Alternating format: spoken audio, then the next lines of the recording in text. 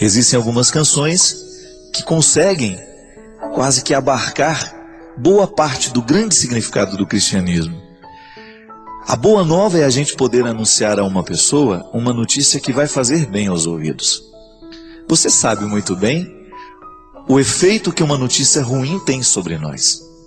Quando você escuta uma tragédia, por exemplo, você ouviu a notícia de que alguém foi baleado, como ouvimos nessa semana, que uma criança perdeu a vida porque foi baleada lá numa favela do Rio de Janeiro. Quando uma notícia ruim entra dentro de nós, parece que ela tem o poder de paralisar-nos por uns instantes, algumas pessoas, dependendo do grau de envolvimento, por alguns dias. Aquele impacto que a notícia ruim tem sobre nós provoca um processo de desesperança. Aliás, grandes desesperanças nascem de tragédias miúdas que a gente vai alimentando aos poucos. Eu mesmo já pude acompanhar muitas pessoas que viviam processos depressivos justamente porque colocavam muita atenção nas notícias ruins de todos os dias. É como se aquela notícia ruim conseguisse atingir algum lugar da nossa alma, aquele lugar ali mais íntimo que é capaz de provocar as nossas esperanças, as nossas alegrias. Notícias ruins têm o poder de nos paralisar para coisas boas. A boa notícia que nós temos é que Deus não se cansa de nós. A boa notícia é que Deus não se cansa de nos oferecer estradas para que a gente continue andando. Eu sei que em muitos momentos da sua vida, você corre o risco de pensar que naquela curva a sua estrada terminou. São os momentos das dores, dos sofrimentos, em que a gente não sabe fazer a travessia. Eu acredito, minha gente, que existem alguns momentos da nossa vida que eles são de fundamental importância para que a gente tenha condições de ultrapassar, para a gente chegar ao outro lugar. Assim como uma ponte se presta a ligar dois lugares. Uma ponte, ela é sempre um mecanismo, um lugar que nos favorece chegar a outro. Ela não é definitiva na nossa vida. Você passa por elas à medida em que você precisa continuar a sua caminhada e de repente você tem ali um obstáculo diante de você. O sofrimento se presta na vida humana da mesma forma, do mesmo jeito que uma ponte se presta a nos fazer chegar do outro lado. E o grande desafio é a gente não enxergar na ponte a realidade definitiva. Pode ser que se a gente olhe apenas para a ponte, a gente não vai conseguir enxergar o outro lado. E sofrimentos costumam ser lugares de travessia. Através deles, nós conseguimos alcançar coisas mais nobres, lugares mais nobres, que até então as alegrias não haviam nos proporcionado. Pessoas interessantes são pessoas que sabem fazer as travessias o tempo todo. E aliás, os sofrimentos eles deixam de ser benéficos na vida humana no momento em que nós olhamos para ele como determinantes, definitivos. Não, eles são apenas passageiros. Você sabe muito bem disso. Durante um tempo da sua vida você precisou se preparar arduamente para você poder entrar na faculdade. E aquele período de sofrimento hoje, ele vale a pena e ele é visto de uma forma muito redentora. Hoje você conseguiu fazer a sua faculdade, ter a sua profissão. Hoje você vive outras pontes. Hoje você vive outras travessias. As dificuldades nossas de cada dia, que também se prestam a ser pontes para nos ajudar a chegar no lugar que Deus preparou para nós. Muitas vezes nós ficamos desanimados, parados no nosso processo, porque a gente só olha o que está acontecendo. Mas não. É sempre bom que a gente perceba que Deus está nos convidando a ir além. E essa é a boa notícia. Deus ainda continua acreditando em nós. Deus ainda não se cansou de nós. Na mesma fonte que nasce o amor, nasce também o ódio. E que não é nenhum problema nós reconhecermos que às vezes nós odiamos as pessoas que nós amamos. É uma ingenuidade, né? Às vezes a gente acredita, eu só amo você. Mentira. Às vezes a gente tem vontade de jogar o outro na cisterna e tampar. Não é assim? Só que aí você põe uma coleira nesse sentimento, não é assim que funciona? Você imaginou se você for fazer tudo que você tem vontade? Eu tinha vontade de mandar prender gente chata. Ficar lá uns 3 dias na cadeia. Eu acho que ia ser preso também de vez em quando. A pessoa está dando muito problema, você uma ordem de prisão para ela. Aí por que eu estou preso? Porque você é chata. Pronto. 3 reclamações, a pessoa vai presa. Então, quando você tem a capacidade de reconhecer que dentro do seu coração você ama a sua irmã, mas você também tem vontade de jogá-la na cisterna e tampar com uma coisa de cimento, de concreto, para ela nunca mais sair, não é nenhum problema você assumir isso. O bom é a gente ser capaz de reconhecer o que a gente sente. E esta relação fraterna, minha gente, ela é feita, ela é tecida, é igual bordado. Tem pontos frágeis, tem pontos fortes. O amor é o ponto forte. O ponto frágil é o ódio. É a disputa. É muito difícil. Não existe uma casa com irmãos que não tenham disputas, mesmo que elas não sejam assumidas. A gente disputa com os nossos irmãos o tempo todo, o carinho da mãe, o carinho do pai. Isso é processo natural, a psicologia nos ensina isso. Agora, quanto mais consciência você vai tendo daquilo que é difícil, qual é o ponto fraco do bordado, toma consciência disso e começa a trabalhar. Isso é honesto. Não é nenhum problema você assumir que você não suporta a sua irmã. Agora, comece a trabalhar uma convivência saudável para isso. Volto a dizer, às vezes você não vai conseguir que a sua irmã seja a sua melhor amiga. E tire essa culpa no momento que você reconhece que você não conseguiu. Mas estabeleça com ela pelo menos um vínculo saudável. Para que isso não seja um peso sobre você. Para que isso não represente para você uma instância de culpa. Porque culpa nos faz muito mal. As culpas nos fazem muito mal. Elas nos paralisam. Elas nos impedem de irmos além. Então reconhecer que aquele que eu amo, eu também de vez em quando tenho vontade de dar uma martelada na cabeça dela, não é nenhum problema. O problema é eu alimentar a vontade de dar a martelada na cabeça. E ficar pensando, eu vou fazer, uma hora eu faço. Não. Gente, na nossa vida nós temos que ter o tempo todo o controle do nosso ódio. Aprendi isso, nunca mais vou me esquecer. Toda vez que nós odiamos, nós ficamos burros.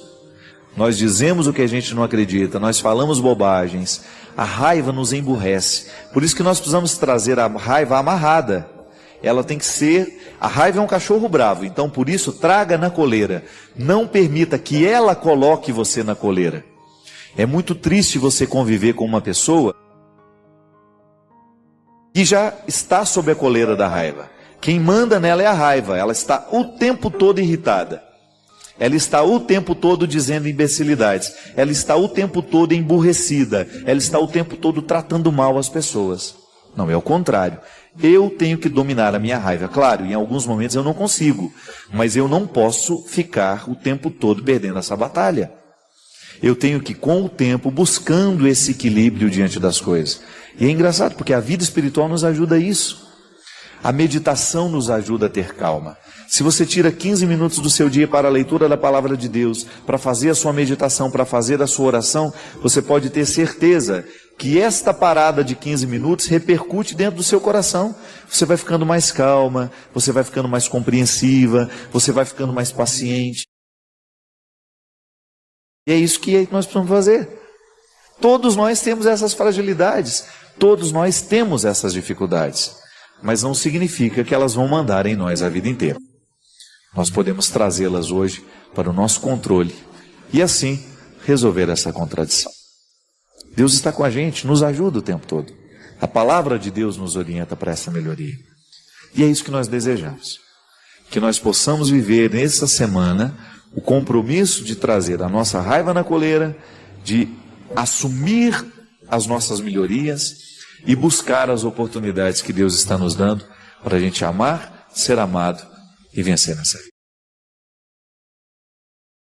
A palavra, ela tem sido cada vez mais mal utilizada. Às vezes a gente escuta cada coisa que está passando, as pessoas falam de qualquer jeito, às vezes utilizam de linguagem muito chula no dia a dia, não é verdade? Eu fico cada vez mais intrigado porque eu sou um adepto da palavra. Eu acredito que nós somos artesãos da palavra. O padre é um artesão da palavra, o poeta é um artesão da palavra, e todos nós temos que ser artesãos da palavra. A gente ser artesãos das palavras nos coloca nessa responsabilidade de você buscar a palavra certa para o momento. E às vezes nós desperdiçamos tanta palavra em situações, às vezes nós deixamos que palavras ruins permaneçam na nossa boca. Às vezes nós permitimos que a nossa palavra seja tomada pela maldade do mundo. E a agressão verbal é isso, é uma palavra que faz mal. Ninguém gosta de ser chamado de um jeito chulo, gosta? Ninguém gosta de ser chamado de cachorro. Sai pra lá, seu cachorro. E hoje essa é uma linguagem que está tomando conta.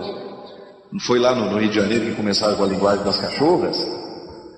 Pois é, em outros tempos os poetas, para homenagear as mulheres, eles cantavam chamando vocês de rosas, né? Hoje não, cadela. Deus me livre, olha que coisa feia, né? Você ser chamado de cadela, não, você não merece isso. É uma linguagem chula que está tomando conta do vocabulário.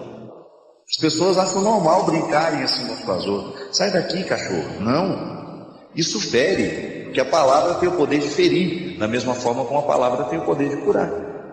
Eu sempre digo o seguinte, gente, você está caladinho agora, tá? Você que está em casa, pronto.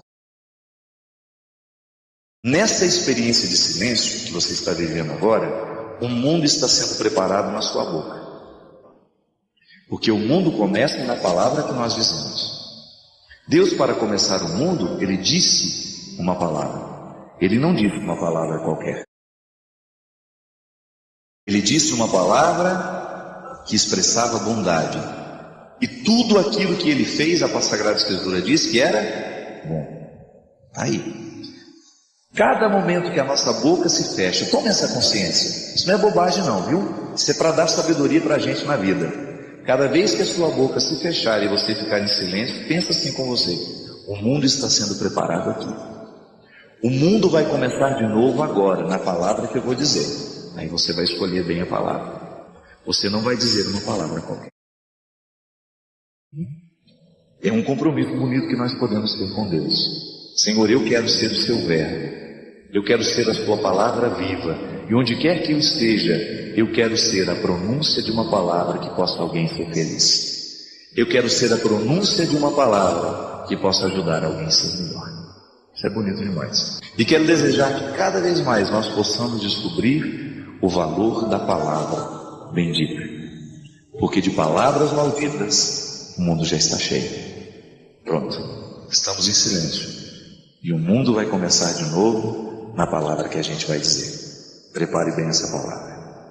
Derrame o Deus Todo-Poderoso sobre você e sobre a palavra que você vai viver hoje, amanhã e sempre. Amém.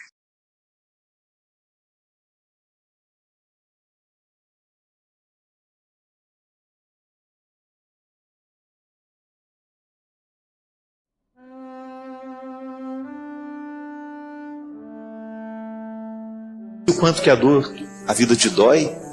Eu não sei o quanto que lhe custa viver. Eu não sei o quanto lhe custa ser você. Eu não sei qual é a dor que você vai levar para o travesseiro hoje.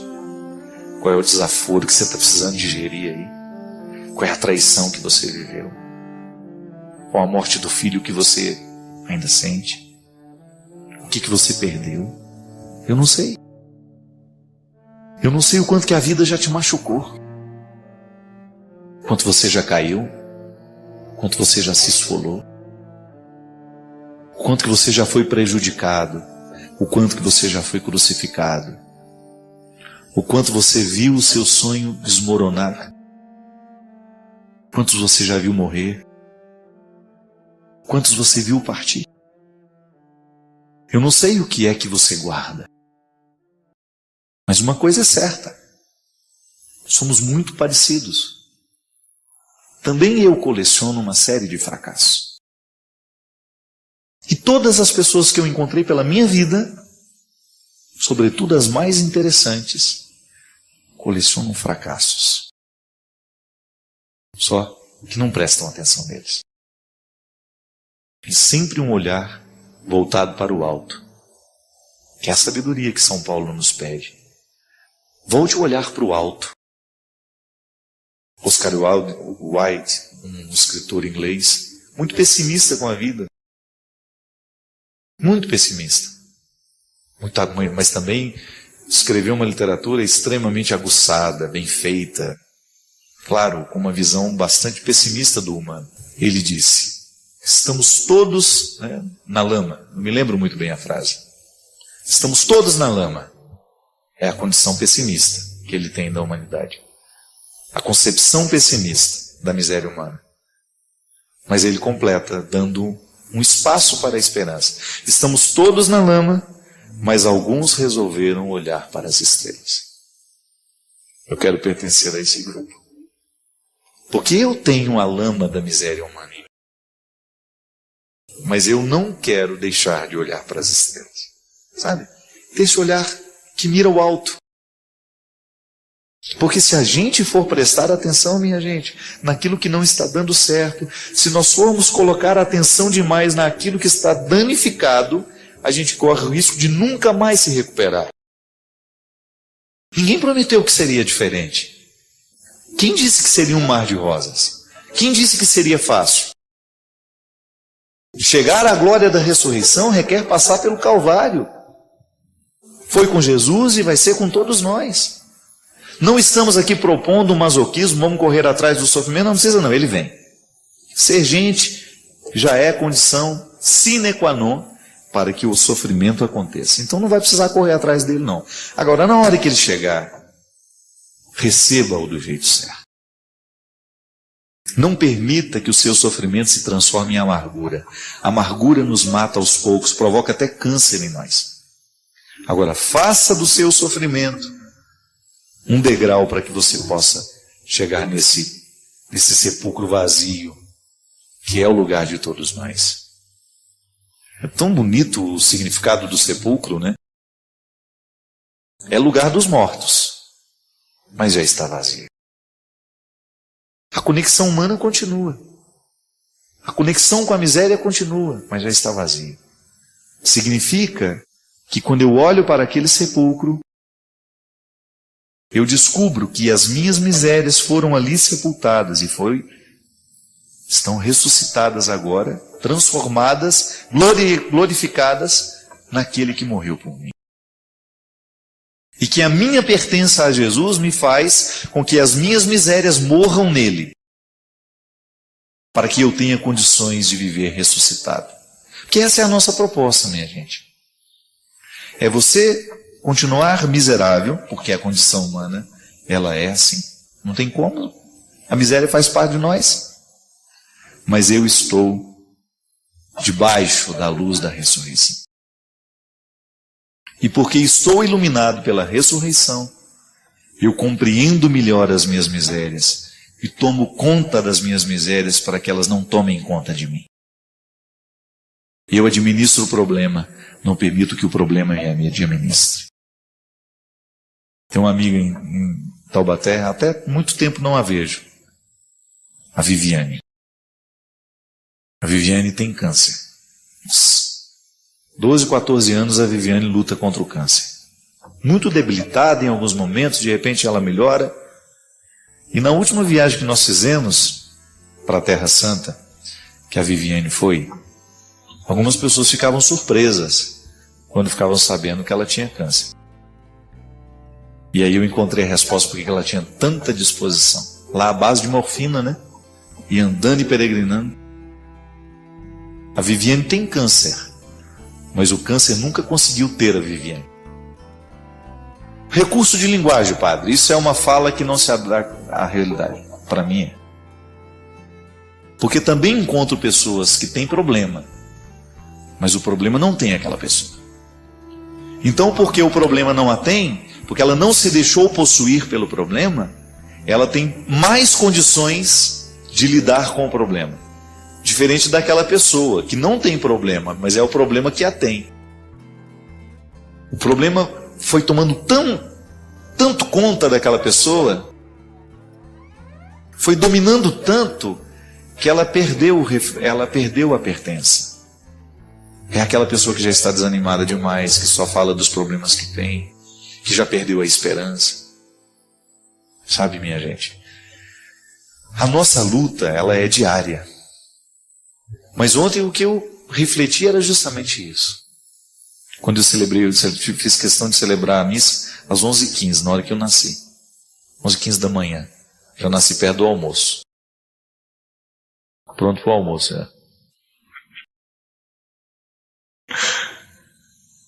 por isso que eu sou um bom prato, isso mesmo. Nasci na hora do almoço, nasci com fome. E o evangelho de ontem me chamou muita atenção.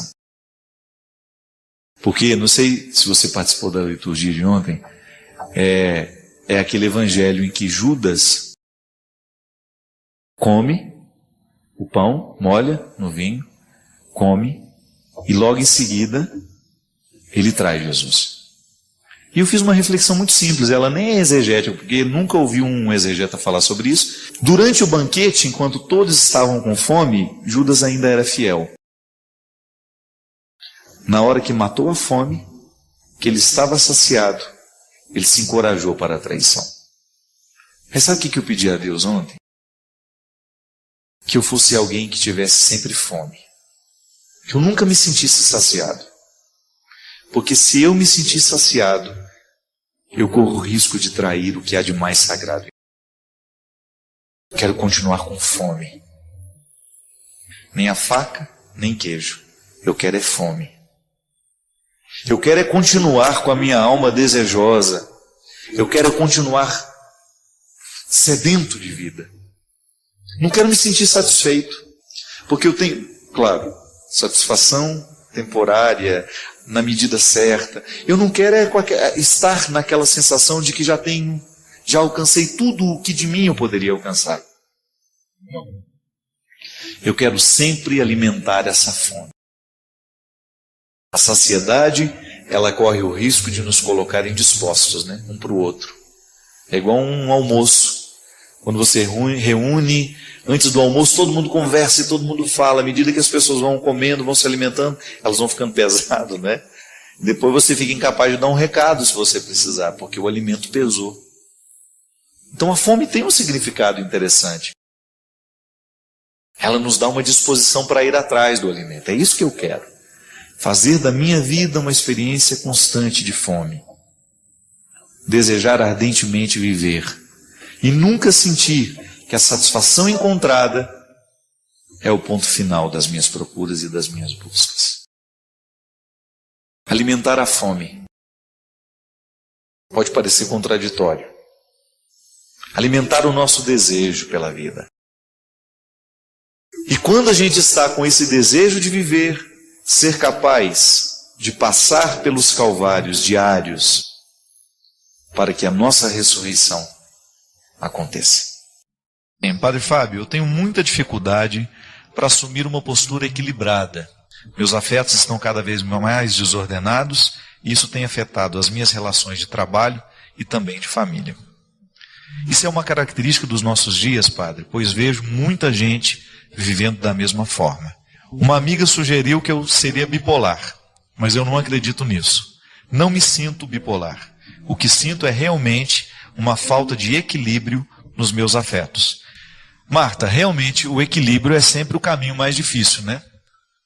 Até filosoficamente falando, eu me lembro quando eu fiz faculdade de filosofia, e tinha um professor muito sábio, que ele dizia que toda vez que nós estamos diante de posturas extremadas, é sempre bom a gente ter a oportunidade de ver o oposto daquele extremo, para a gente poder se posicionar no meio e tentar sentir como é viver entre os extremos, tentando encontrar esse equilíbrio. Aí ele dizia que quando a gente se dispõe a fazer isso, uma sabedoria toma conta de nós. Primeiro porque você tem a necessidade de descobrir como é que funcionam os dois lados, né? O que pensam os extremos. E ao mesmo tempo você fazer a síntese para viver aquilo. Afetivamente a luta é a mesma, né? Não é só do ponto de vista intelectual que nós precisamos buscar o equilíbrio. Por exemplo, amar um filho. Amar um filho é um exercício de equilíbrio. Porque você não pode permitir o tempo todo, mas você também não pode negar o tempo todo. A manifestação equilibrada do amor é que vai fazer com que o filho possa saber que você é uma autoridade que ama e que porque ama estabelece limites. Muitos pais erram no momento em que permite demais porque tem medo, né, de negar e o filho encontrar na negação uma forma de interpretar um desamor. Não. Agora, o equilíbrio nas relações humanas, ele vai passar o tempo todo, ele vai ser uma necessidade o tempo todo, porque nós nem sempre sabemos quando é que nós estamos neste equilíbrio. Muitas vezes pode as pessoas estarem amando demais, cuidando demais, mais do que deveria, achando que aquele é o ponto do equilíbrio. O que faz a gente viver esse desequilíbrio? São muitos os motivos nos dias de hoje. E um fator que tem sido muito determinante é o estresse, nascido da própria exigência. Nós somos muito exigidos. E essa exigência, às vezes, ela é inconsciente. Nós a estabelecemos para nós mesmos e nós a recebemos dos outros. Muitas vezes a gente fica pressionado para ter que dar conta da vida. Eu tenho que ser uma boa esposa, eu tenho que ser um bom esposo, eu tenho que ser um bom profissional, eu tenho que ser um bom aluno. E a gente acaba jogando uma energia para a gente alimentar esse motor. É como se nós fôssemos um barco movido a carvão, né? Aquele fogo lá dentro que você tem que jogar lenha para alimentar, para dar energia àquele navio, igual era o Titanic, né? Para ele andar naquela velocidade toda, que foi fatídica naquele caso. Os trabalhadores fizeram muito esforço para aquele navio chegar naquela velocidade. Nós fazemos às vezes a mesma coisa, nós gastamos muita energia e de repente o próprio organismo não aguenta. Então nós temos muitas vezes, como causa desse desequilíbrio, o estresse. Eu me lembro que uma vez nós falávamos aqui no quanto que a irritabilidade hoje é um fator muito sério, né? Existe até esqueci o nome técnico disso, a explosão, né? Que muitas vezes a pessoa no trânsito fechou o sinal e não passou, ou foi lento, a pessoa se irrita tanto que ela é capaz de, se ela tiver uma arma, matar. Esses desequilíbrios, como você disse, nascem de estilos de vida. A gente precisa ter um cuidado para que a gente não entre dentro de um ritmo de vida que seja desonesto com a gente. Então, na hora que eu posso ficar sozinho, a minha solidão é sagrada. Ah, você está sendo egoísta. Não. Eu estou dando o alimento que a minha alma precisa para que depois, na hora em que eu sair, que eu ir a campo, que eu ir para o meu trabalho, eu tenha a possibilidade de estar reenergizado para eu viver esse equilíbrio na relação com as pessoas. Porque eu também tenho vontade de meter a mão na cara de muita gente. Eu também tenho, você não tem não, Renato? De vez em quando você não tem vontade de furar o pneu do carro do outro, de dar um tiro na pessoa, pegar um pedaço de pau e sair batendo em todo mundo, não é? Todo mundo sente isso, não é nenhuma vergonha a gente admitir isso. Porque às vezes a gente tem vergonha de admitir. Nossa, padre, é verdade. Se eu pudesse, eu dava uns tapas em muita gente de vez em quando. Mas eu estou assumindo aqui a minha crueza como pessoa. Mas eu não tenho o direito de fazer isso. Eu não tenho o direito de tratar mal quem de mim se aproxima. E se trato, é porque estou no meu desequilíbrio já. É porque eu dei além do que eu deveria. É porque eu não fiz o reequilíbrio. Eu não dei ao meu coração, ao meu corpo, o descanso necessário. Igual você sai, né, às vezes 6 horas da manhã do seu quarto no hotel, você encontra o padre, posso tirar uma foto com você? Às 6 horas da manhã. Um horário ótimo para tirar foto. Aí você não dormiu direito. A primeira reação, minha filha, deixa isso para outro horário, né? Não estamos nem em condições, né, com essa cara de... Não. É a hora. Se eu sair do quarto, é porque eu preciso estar disposto para as pessoas que vão manifestar o carinho que tem por mim. Eu não posso tratar. E eu não estou falando só de mim, não. Estou falando de você também. Eu acho que é o que está faltando para a gente. Às vezes eu vejo pessoas vivendo um processo exaustivo de trabalho sem dar o equilíbrio do descanso. Quando nós não fazemos este equilíbrio, a gente acaba provocando, porque aí é um desequilíbrio físico. O corpo está cansado, não dormiu o tanto que deveria ter dormido, e você depois não consegue ser, do ponto de vista afetivo, equilibrado. Feliz demais, triste demais, próximo demais, distante demais. Tudo isso aqui pode ser sinônimo, pode ser resultado de um corpo que está cansado. Minha gente, você já me escutou falar muitas vezes aqui, da necessidade de nós termos uma atividade física. Ah, padre, mas eu não tenho tempo.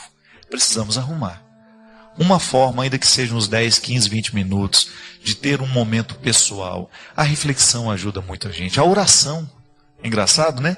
O que os indianos, os orientais, o yoga, o que é o yoga para os orientais? É o momento da voltar o equilíbrio da energia. A oração na vida cristã é a mesma coisa. Você não pode fazer da sua oração um momento de cansaço, né? Para aumentar o cansaço. Embora às vezes a gente vai na missa, a gente sai cansado. Mas não deveria ser assim. O meu momento de oração, ele tem que ser para me dar este equilíbrio. Por isso que eu gosto de, quanto mais silencioso o ambiente, se você puder na sua casa, antes de você dormir, fazer a sua reflexão num espaço que seja silencioso. Muito embora a vida esteja cada vez mais ruidosa, né? Eu fico impressionado de ver, as cidades não dormem, gente. Tenha a oportunidade, Marta, de chegar na sua casa. Primeiro, faça uma análise do seu estilo de vida. Será que você está se dando este espaço de solidão tão necessário? Será que você está buscando este equilíbrio entre trabalho e lazer? Não precisa ser luxuoso não, viu, minha gente? Eu tenho chegado cada vez mais à conclusão que o maior luxo que nós podemos experimentar nessa vida é, às vezes, o direito de você ficar sozinho. Não tem nada mais luxuoso do que isso, né? De você poder se recolher num lugar sem que os outros fiquem gritando, te pedindo, te implorando. Você ser respeitado, isso é luxuoso demais. O outro respeitar o seu espaço. Você ter o direito de viver o seu cultivo pessoal. Isso é muito luxuoso. Porque às vezes você encontra pessoas que têm muito dinheiro, têm muita posse, têm lugares maravilhosos por onde ela possa ir e viver e descansar, mas ela já não tem mais nem esse direito. Então, luxo mesmo, no fundo, o que conta é a possibilidade que nós temos de viver esse sossego. Eu, por exemplo, no meu estilo de vida que eu tenho analisado, sempre gosto de falar a partir de mim, eu tinha uma mania de ligar a televisão toda hora que entrava em casa. Tenho mudado esse hábito. E tenho feito de tudo para que lá em casa, na hora da nossa refeição, ou no momento em que a gente está conversando, a televisão não esteja provocando ruídos que venham nos cansar também. Eu tenho a graça de viver numa região, num lugar onde eu tenho poucos ruídos urbanos. Mas eu enfrento eles o tempo todo, porque a minha vida é andar por esse país, né? Como diz a música que eu canto. Então, na hora em que eu preciso, que eu sinto que o organismo está necessitado do equilíbrio, eu não penso duas vezes. Eu vou buscar o meu refúgio, onde eu sei que as pessoas vão me tratar como gente, em que as pessoas vão me tratar com espontaneidade, com naturalidade. Talvez seja isso, Marta. Talvez a gente esteja cheio de obrigações.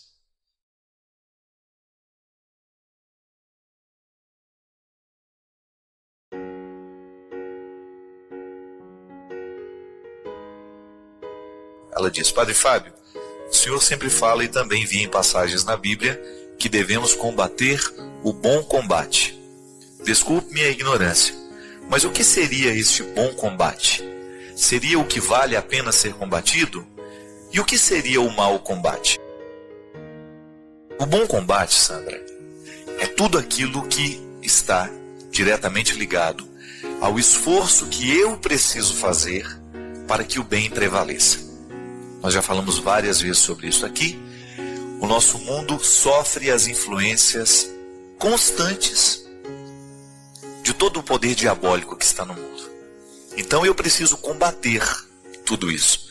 Eu preciso combater os vícios, eu preciso combater a mentira, eu preciso combater a injustiça. Aí você vai aí para sua casa, você sabe muito bem quais são os bons combates que você precisa fazer e estabelecer todos os dias para que você continue crescendo como pessoa. É uma luta todos os dias. Você que agora me assiste, você está ouvindo eu falar de bons combates. É claro que você tem diante de você inúmeras realidades que estão estragando a sua casa, estragando você, estragando às vezes o nosso ambiente de trabalho, está minando, produzindo coisas ruins dentro de nós, produzindo a raiva às vezes. O que você precisa fazer? Combater. Você precisa armar-se de coisas boas para poder vencer o que é ruim. É assim, minha gente, não tem outro jeito. A nossa mente vai ser ocupada por um único pensamento.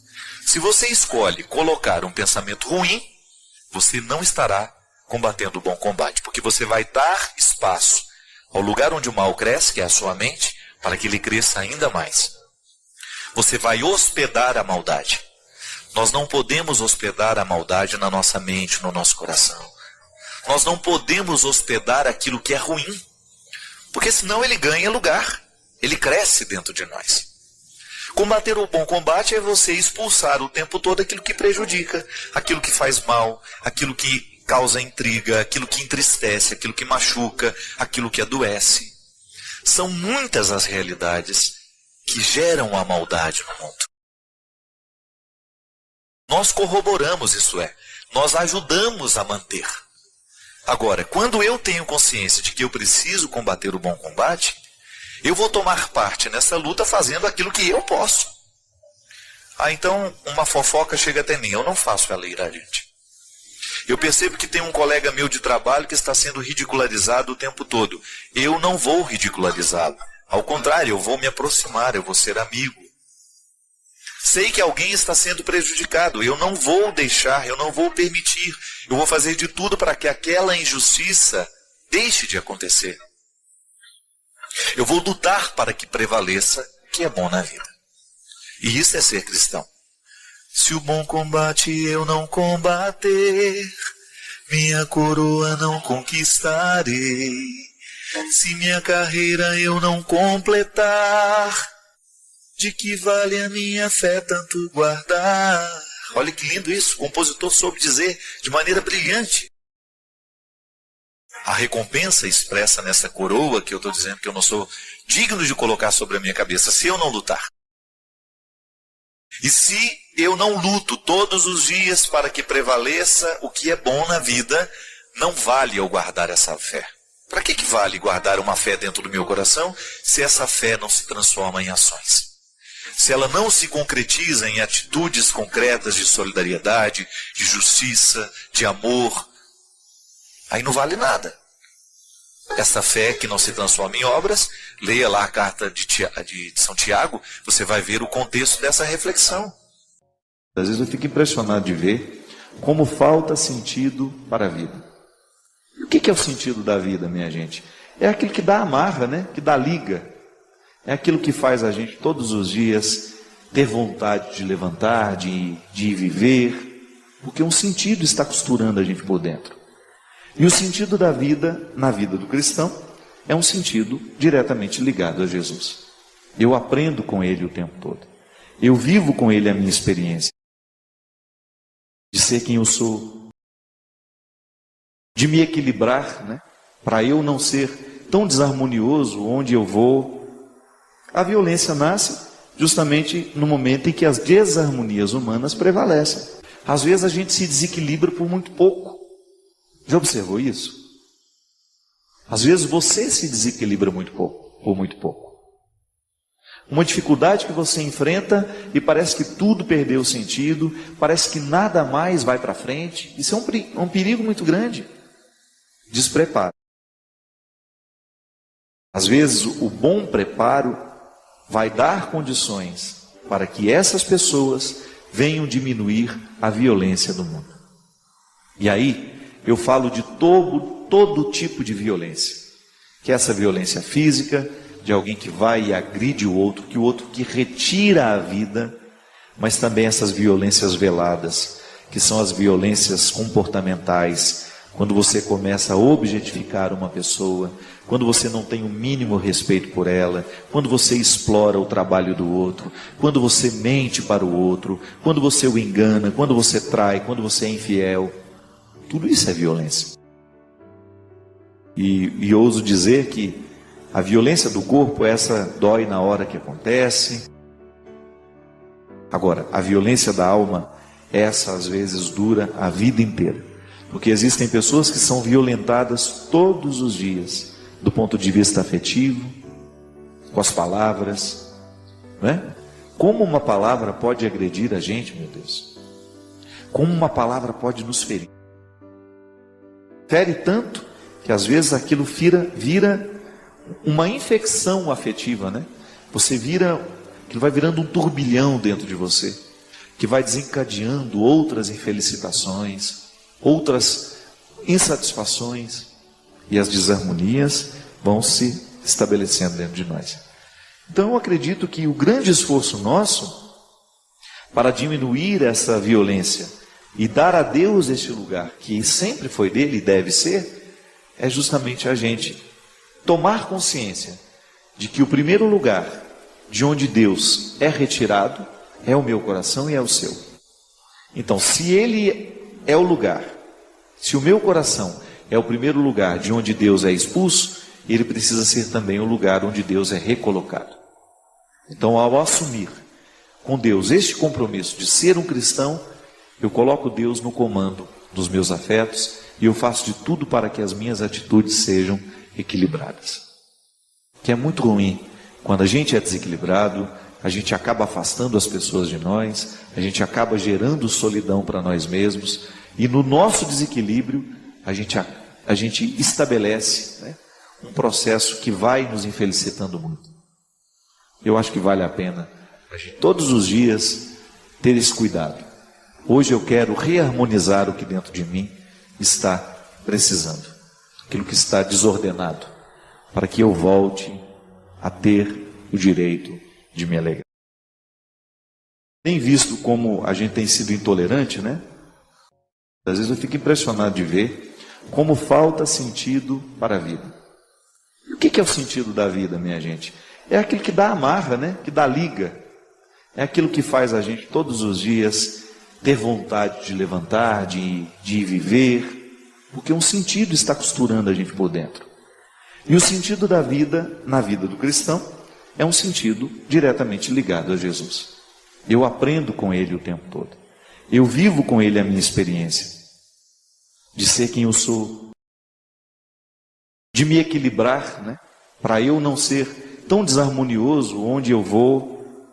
A violência nasce justamente no momento em que as desarmonias humanas prevalecem. Às vezes a gente se desequilibra por muito pouco. Já observou isso? Às vezes você se desequilibra muito pouco, por muito pouco. Uma dificuldade que você enfrenta e parece que tudo perdeu sentido, parece que nada mais vai para frente. Isso é um perigo muito grande. Despreparo. Às vezes o bom preparo vai dar condições para que essas pessoas venham diminuir a violência do mundo. E aí eu falo de todo tipo de violência. Que é essa violência física, de alguém que vai e agride o outro que retira a vida, mas também essas violências veladas, que são as violências comportamentais, quando você começa a objetificar uma pessoa, quando você não tem o mínimo respeito por ela, quando você explora o trabalho do outro, quando você mente para o outro, quando você o engana, quando você trai, quando você é infiel. Tudo isso é violência. E ouso dizer que a violência do corpo, essa dói na hora que acontece.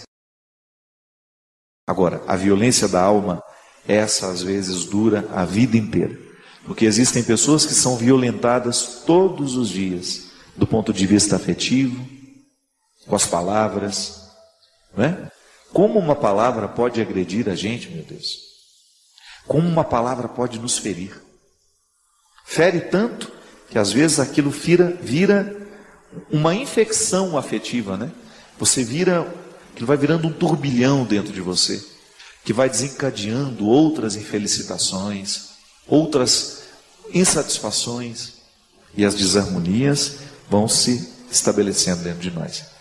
Então eu acredito que o grande esforço nosso para diminuir essa violência e dar a Deus este lugar que sempre foi dele e deve ser, é justamente a gente tomar consciência de que o primeiro lugar de onde Deus é retirado É o meu coração e é o seu.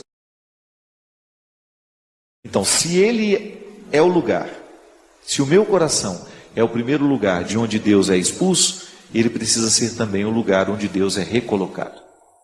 Então, ao assumir com Deus este compromisso de ser um cristão, eu coloco Deus no comando dos meus afetos e eu faço de tudo para que as minhas atitudes sejam equilibradas. Que é muito ruim quando a gente é desequilibrado, a gente acaba afastando as pessoas de nós, a gente acaba gerando solidão para nós mesmos, e no nosso desequilíbrio a gente estabelece, né, um processo que vai nos infelicitando muito. Eu acho que vale a pena a gente todos os dias ter esse cuidado. Hoje eu quero reharmonizar o que dentro de mim está precisando, aquilo que está desordenado, para que eu volte a ter o direito de me alegrar. Tem visto como a gente tem sido intolerante, né?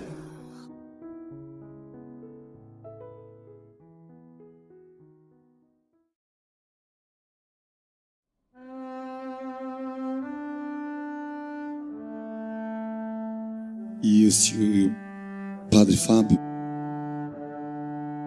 falo para o Brasil, para o mundo, ele abençoou-me.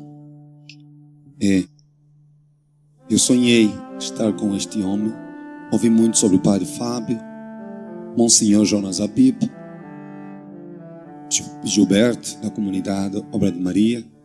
Então, ouvi falar de pessoas que de facto entregaram suas vidas para fazer com que outras pessoas tenham vidas.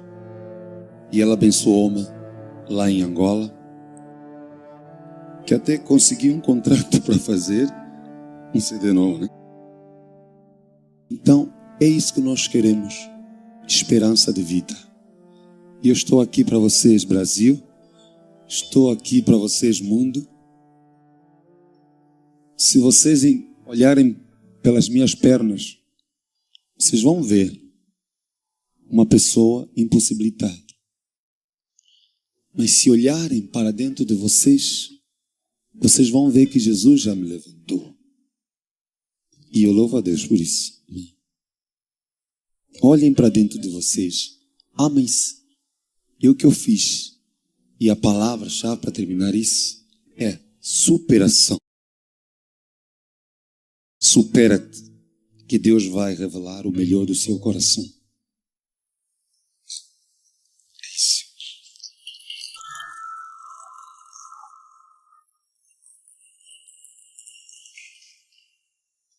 Eu posso ir muito além de onde estou. Vou nas asas do Senhor, o teu amor é o que me conduz. Posso voar e subir sem me cansar, ir pra frente sem me fatigar. Vou com asas, como águia,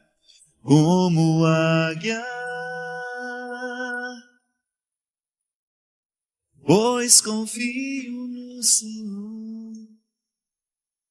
A gente ter a oportunidade de ouvir um homem como esse, um ser humano que não precisa das pernas para ir tão longe. Às vezes, Miguel, eu com as minhas pernas não chego nem na metade dos caminhos que você anda. Muito linda essa sua compreensão. Primeiro porque não tem vitimismo, não tem nenhum sentimento de autopiedade. Você está tão livre disso, né? Você encara a sua vida de maneira com tanta integridade, que é justamente o conselho de Paulo, né? Aproveite toda e qualquer realidade humana para lhe fazer crescer, ascender. Eu já encontrei muitas pessoas na vida com deficiências, mas encontrei muitas magoadas, não souberam superar, e você tem toda a razão. Se a gente não faz um processo de superação pessoal todos os dias, a gente nunca vai chegar ao que podemos de nós. E é isso mesmo, Deus é essa força que nos leva a compreender o que aos nossos olhos parece tão difícil de ser compreendido. Obrigado pela sua presença, viu? Miguel vai continuar, vai ficar o programa todo aqui com a gente. Nós vamos cantar juntos daqui a pouquinho. A música que cantamos lá em Angola, pode ser? Pode. Uma interpretação mais bonita que eu já ouvi de Tudo é do Pai foi esse menino que fez lá. Nós vamos para o intervalo e a gente volta já já com o programa Direção Espiritual. De Espírito, encha minha vida, enche-me com teu poder, voz de ti eu quero ser, Espírito és o meu ser. Espírito, enche a minha vida, enche-me com teu poder, voz de ti eu quero ser, Espírito és o meu ser. As minhas mãos eu quero levantar e em louvor te adorar. O meu coração eu quero derramar diante do teu altar. As minhas mãos eu quero levantar e em louvor te adorar. O meu coração eu quero derramar diante do teu altar. As minhas mãos eu quero levantar e em louvor te adorar. Meu coração eu quero derramar diante do teu altar.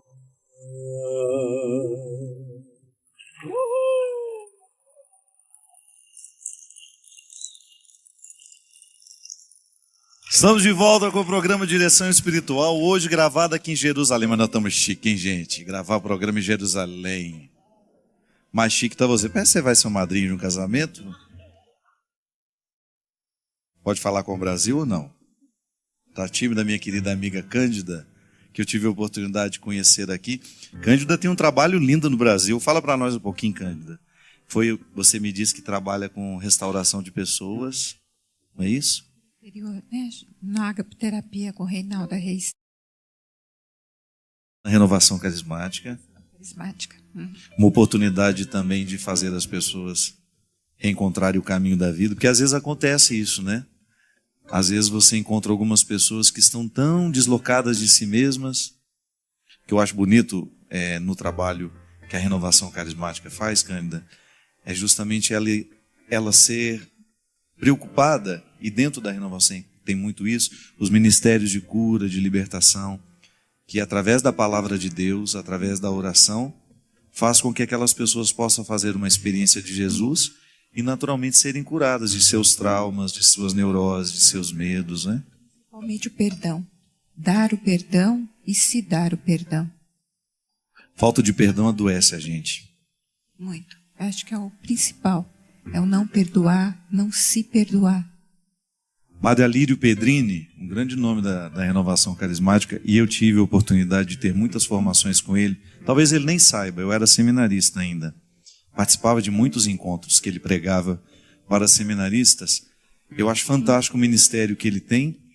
Ele só fala do perdão nos retiros.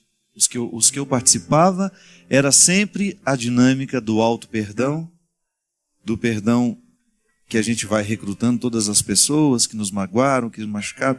Eu me auto-perdoo, eu me concedo perdão por tudo aquilo que errei ao longo da minha vida e vou recrutando através da oração as pessoas a quem eu também preciso pedir perdão e perdoar. É impressionante, minha gente, como muitas vezes nós sofremos, nós adoecemos por causa da falta de perdão. Não tem nada que possa estragar mais um coração humano do que guardar ódio, do que guardar mágoas, rancores e toda essa baboseira, né, que às vezes a gente faz questão. E no trabalho de vocês é justamente essa dinâmica. Começa com a experiência do perdão e depois vai se desdobrando em outras. Normalmente acaba com o perdão. Começa, né, desde a época da concepção, gestação, todas as fases da vida, até achar a raiz do problema e daí o perdão.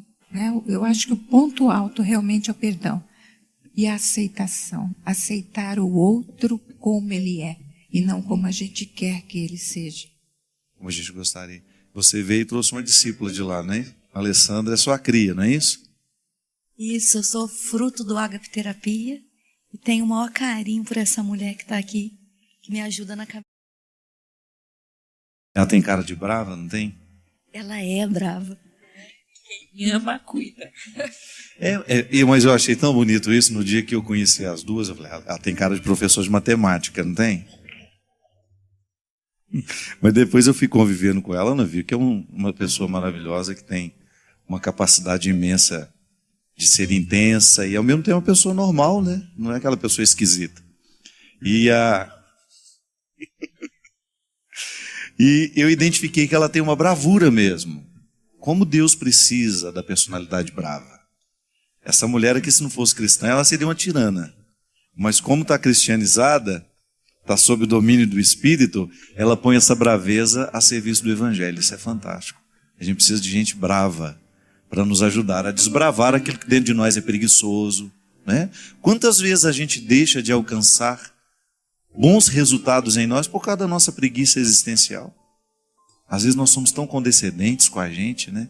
Deixa, amanhã eu faço, amanhã eu começo. Essa bravura é determinante. Não vou deixar para amanhã, o perdão é hoje. Vou dormir mais uma noite magoado? Deus me livre de mágoa. Só estraga a gente. Para nós, eu sempre digo isso. Às vezes as pessoas ficam pensando que a nossa prática cristã é para agradar a Deus. Minha gente, o primeiro beneficiado disso somos nós. Quando eu me converto ao Evangelho, eu sou o primeiro beneficiado, porque o Evangelho só me faz bem. Eu nunca encontrei uma pessoa que fez uma verdadeira experiência do Evangelho que tenha sido prejudicado por ele. A não ser que seja um Evangelho desvirtuado. Mas se a gente pega a palavra de Jesus e a aplica na nossa vida, não tem como dar errado. Te habita, que saudade de você e do seu povo. Vai me receber em Angola de novo esse ano? Não. Certeza, padre. Nós até, a nossa intenção, o padre Rivaldo veio com este propósito, de marcar já o seu regresso a Angola. Em agosto, segunda quinzena de agosto, nós já reservamos essa época, só vamos ver qual é a data que é melhor para vocês, que eu fiquei sabendo que vocês vão ter um congresso eucarístico. Então logo termine o congresso eucarístico, dá um tempo de tomar um banho, eu já chego. Coisa boa.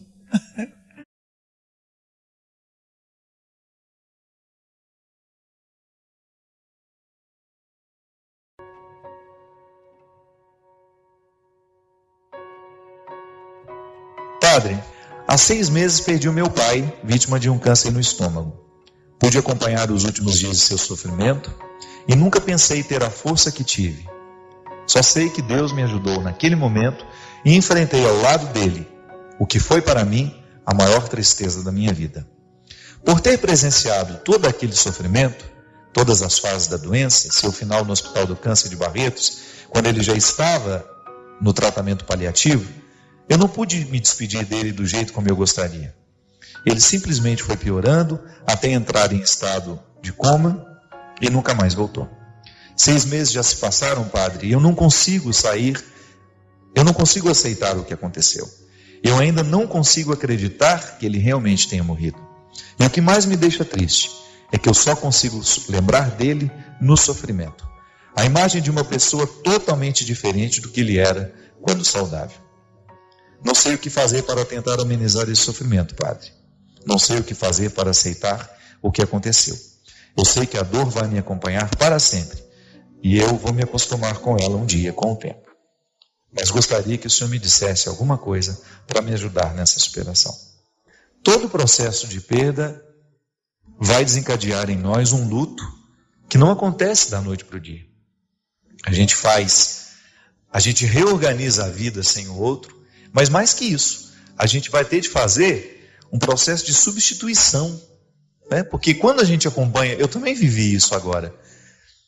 A minha funcionária, a Cleo, que era mais que uma funcionária, né? Uma pessoa que eu aprendi a amar, que esteve ao meu lado em momentos tão especiais da minha vida, faleceu também. E quando eu vi a Cleo no hospital ali, no dia que ela morreu, eu estava lá, naquele hospital, aquela dor, aquela angústia. Ainda hoje, eu acordo no meio da noite com aquela cena. Então não é só a dor de vê-la partir. É também ajeitar dentro de mim as imagens que me marcaram negativamente. Porque é assim, nós somos uma esponja, né? Você está vendo, você está sentindo, você está ouvindo, você está tocando. Tudo isso é registro em nós. E só o tempo, minha filha. Eu tenho pedido muito a Deus para curar em mim aquele impacto tão negativo da Cleo no hospital, naquele processo de agonia. A mesma coisa o Deda, conversando com ele, o esposo dela, né? A gente conversando, eu sinto que o grande sofrimento dele é justamente apagar a imagem daquilo que foi tão trágico nos seus últimos dias de vida e substituir pelos momentos maravilhosos que eles viveram 27 anos juntos. O luto é assim. Você teve um filho lindo, bonito, cheio de vida e de repente você precisa olhar para ele ali acidentado, morto, desfigurado pela morte. E você precisa ajeitar dentro de você as imagens do tempo que foi bom com aquela imagem trágica que o corpo lhe traz. Aliás, é uma faca de dois gumes, né? A gente precisa de ver o morto.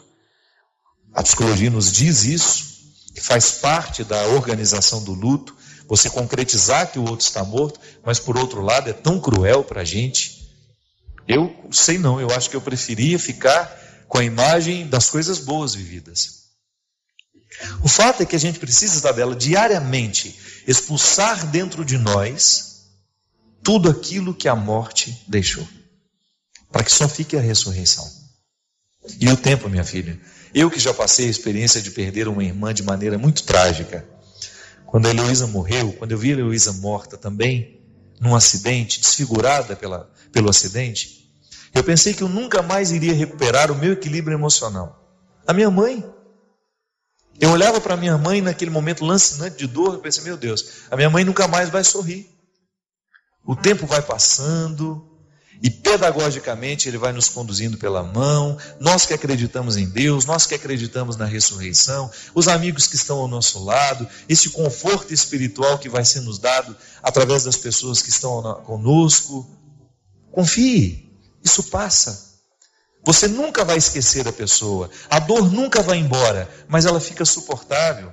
Com o tempo ela vai se transformando em saudade, uma saudade que vai deixando de machucar e que você vai sendo capaz até de sorrir quando você se lembra daquela pessoa que um dia Deus lhe deu a oportunidade de colocar em você, de colocar ao seu lado, dentro de você.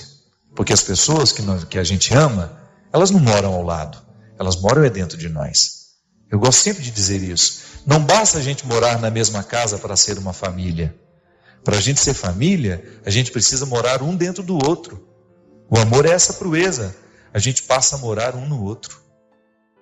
E pode ter certeza, Isabela, é só uma questão de tempo e você vai começar.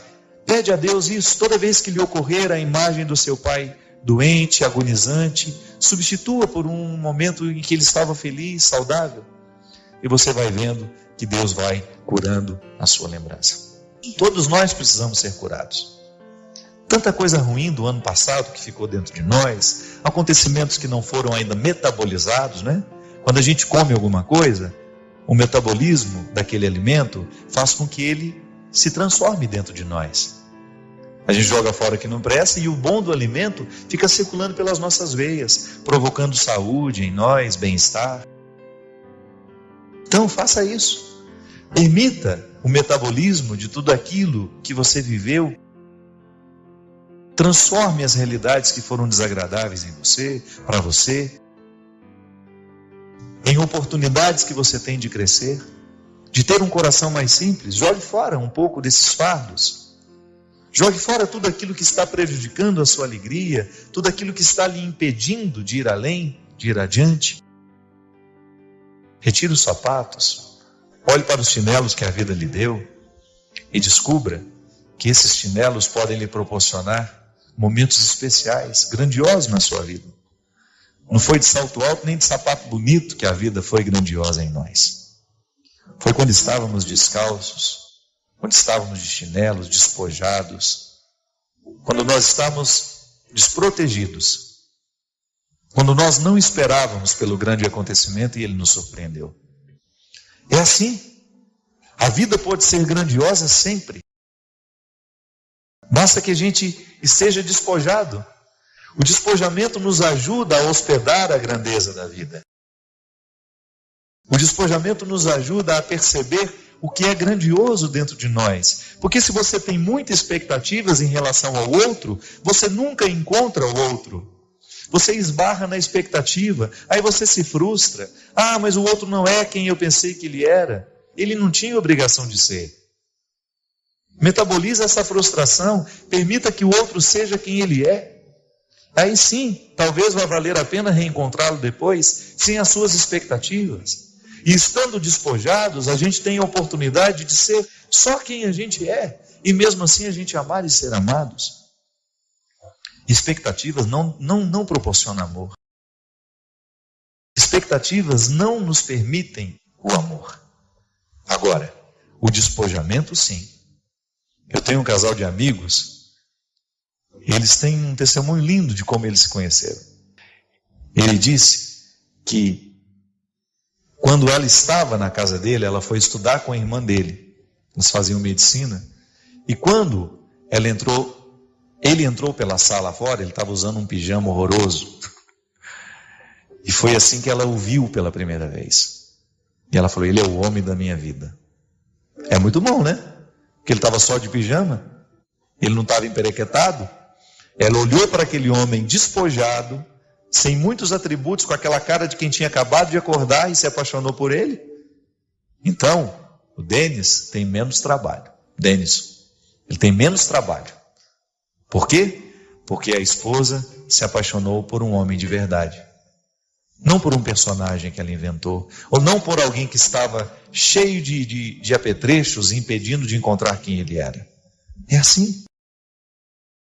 Quando nós estamos despojados, quando a gente assume o despojamento como uma proposta de vida, a gente vai encontrar e viver relacionamentos que são mais verdadeiros. A vida sem enfeite algum, a gente sem enfeite algum, só com o nosso par de chinelos, nada mais que isso.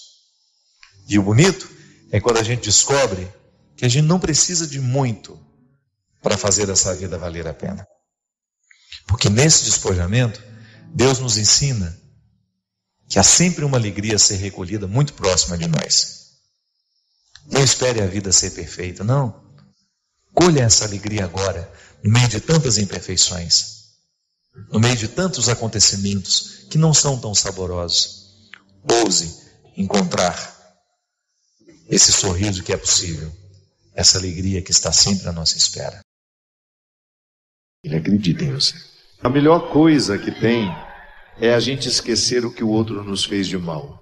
Significa que você já metabolizou e já mandou embora. Também é prova de amor próprio não guardar mágoa. Quem gosta de guardar rancor precisa pensar se está tendo respeito por você. Já que rancor é um lixo emocional, faz sentido uma pessoa que se ama guardar lixo emocional dentro de si? Não. Eu liberto o meu coração para ele amar cada vez mais. Se tiver que perdoar ali, perdoa. Mas mágoas não ficam por aqui, não. Quando uma pessoa nos machuca, nos ofende, nos trai, A gente tem duas possibilidades. A primeira, a gente se vinga para ser feliz alguns dias. A segunda, a gente perdoa para ser feliz o resto da vida. Por isso hoje, se tiver lá alguma coisa a pedir perdão, não espere amanhã. Nós nunca sabemos quanto tempo temos. E quando a gente chega ao mundo, tudo em nós precisa ser educado. Você não nasceu sabendo ser solidária, você não nasceu sabendo amar, você não nasceu sabendo dividir. Foi aos poucos. Quando alguém observava você com amor e percebia que existia aí uma personalidade que precisava ser lapidada. A própria condição com que a gente chega ao mundo. A gente chega absolutamente individualistas. O indivíduo é aquele que por natureza não pode se dividir. Não é que ele não quer, é porque ele ainda não sabe. E a gente só erra na vida quando a gente sabe e não faz. Na ignorância não é erro. Quando você era individual, quando você não sabia sair das suas necessidades, porque fazia parte do processo normativo de ser gente, uma criança, um recém-nascido, não adianta você dizer a ele: espere que sua mãe está tomando um banho, daqui a pouco ela vem amamentar você. Imagina. O ser humano, naquela fase da vida, é incapaz de compreender qualquer regra. Tudo que nós enxergamos é uma extensão nossa. A gente não sabe amar ninguém, porque a gente não tem maturidade biológica para isso. Mas à medida em que você foi crescendo, a sua mãe olhava para você e: opa, esse brinquedinho aí, você vai dividir com seu irmãozinho. Não é só seu. E você queria aquilo tudo só para você. E de repente ela foi educando a sua personalidade. E ela foi ensinando que tudo aquilo que a gente tem só tem valor quando a gente aprende a dividir. Aí num primeiro momento, a primeira lição, o primeiro processo educativo foi dividir o que você tinha. Você aprendeu a dividir o que você tinha. Tanto é que hoje, claro, alguns mais egoístas que outros, depende muito da maneira como fomos educados, mas se a gente foi bem educado, a gente tem uma facilidade enorme em repartir o que a gente tem. Mas aí depois vem uma lição ainda mais nobre e mais difícil. Que é fácil a gente dividir o que a gente tem. É mais fácil. Mas aí um dia você entendeu que a vida fica mais bonita quando você divide que você tem, mas sobretudo quem você é. É como se acendesse uma luzinha dentro de nós e você descobrisse: pronto, esse é o significado da vida. Dividir o que tem e o que sou. E assim a gente vai se apaixonando uns pelos outros. E assim a gente vai se conquistando. E assim a gente vai criando vínculo. E a isso nós chamamos de família. Que não é só um agrupamento de pessoas, mas é um sentimento que nos ocorre. Eu sempre digo isso. Voltar para casa, você entende exatamente o que significa. Não é só voltar para um aglomerado de paredes e móveis que você reconhece como seus. Não. Voltar para casa é quando você percebe que um sentimento bom lhe ocorre quando você cruza aquela porta. Ou então quando você encontra alguém que a vida lhe deu. Não tem nem a obrigação do sangue. Porque às vezes a gente não dá sorte de ter isso dentro de casa. Não é garantia. Ser parente um do outro não é garantia de que a gente tenha vínculos. Às vezes a gente só é parente. E dependendo do parente é o pior defeito que a gente tem na vida. Não é? Não. Deus me livre de ser parente. Não, eu quero ter vínculo. Graças a Deus, eu nunca fui parente da minha mãe. Nunca fui parente do meu pai. Tive o mesmo sangue que eles. Mas não era o sangue que nos identificava. O que nos identificava era quando nós estávamos um diante do outro e a gente tinha satisfação de ser quem a gente era e dividir quem a gente era naquele momento. Esta é a maior riqueza que você vai ter na vida. Não é o curso que você fez, não é o dinheiro que você ganhou, não é o sucesso que você fez. O que vai fazer você, ao final de tudo, olhar para aquilo que você viveu e ficar em paz, escreva, é o quanto você amou e foi amado. Eu sei que às vezes a gente passa uma boa parte da nossa vida querendo construir isso, querendo construir aquilo, querendo deixar herança para alguém. A maior herança que você pode deixar para um filho é você ensiná-lo a se amar, a ter respeito por si. Porque somente depois que a gente se ama e tem respeito por nós, é que a gente é capaz de oferecer a mesma coisa aos outros. Portanto, minha gente, esta riqueza eu lhe desejo. E se por acaso outras vierem, saiba apreciá-las assim. Porque o melhor banquete, aquele o mais sofisticado que você pode comer na vida, é aquele que lhe coloca ao lado da pessoa que você ama. Porque o que em última instância,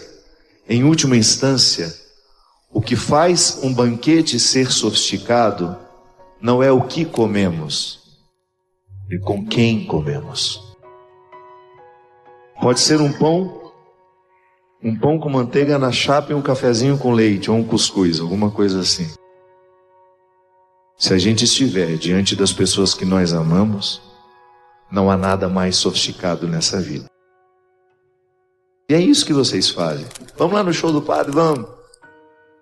E aí vocês se aglomeram de gente que vocês amam, de amigos que a vida deu, e você identifica que isso é ser feliz. E às vezes a gente está numa pitimba danada, ninguém tem dinheiro para nada, mas a gente tem sorriso um para o outro. A gente tem alegria um para o outro. A gente tem palavras amorosas uns para os outros. Às vezes o outro está tão derrotado, você chega lá, dá uma elevada naquela autoestima, dizendo coisas boas. Não, isso vai passar. Isso é amar. Isso é ser amado. É a gente se amparar no momento em que a vida nos desampara. Sabe qual é o milagre que eu quero pedir a Deus hoje? Que você volte a se amar. Que você volte a ter respeito por você. Que você se olhe, que você se enxergue. Você ouviu essa frase? Se enxerga, mulher. Só que ela é negativa, né? Aqui hoje não. É Deus olhando para você. O que? Você está desanimado? Se enxerga. Olha a capacidade toda que eu deixei dentro de você. Olha a grande mulher que você é. Olha o grande homem que você é e que você ainda pode ser. Se enxerga, rapaz. Enxerga, mulher, que tem muito de Deus ainda para florescer aí. Mas se você não se amar, nada vai acontecer. Porque Deus floresce os seus dons em nós quando a gente se ama, quando a gente tem respeito por nós e você oferece essa mesma coisa aos outros. Quanto mais você se ama, mais você será capaz de amar os que passarem pela sua vida. E quando eu não me amo, eu fico esperando que o outro me traga o amor que eu preciso para viver. Não é assim que funciona. Eu não posso esperar que você me dê aquilo que só eu posso me oferecer. Então eu me amo, eu me cuido, eu me respeito e faço tudo isso para poder amar melhores que passarem pela minha vida. Então é esse milagre. Que a gente se enxergue, que a gente se veja como Deus nos vê. Que você saia do pessimismo, que você restaure a sua autoestima, que você entenda que você é uma peça importantíssima nas mãos de Deus e Ele não desistiu de você. Faz um milagre em